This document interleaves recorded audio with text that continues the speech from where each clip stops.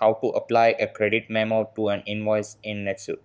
Hey guys, in this video, I am going to show you how to apply a credit memo to an invoice in Netsuite.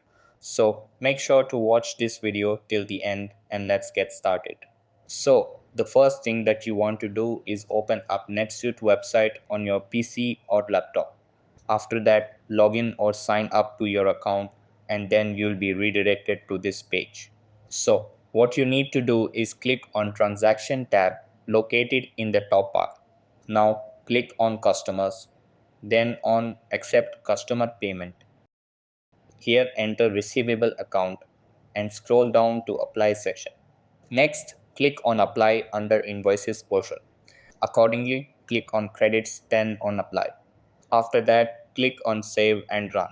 So that's how you can apply a credit memo to an invoice in Netsuite. That's all for this video.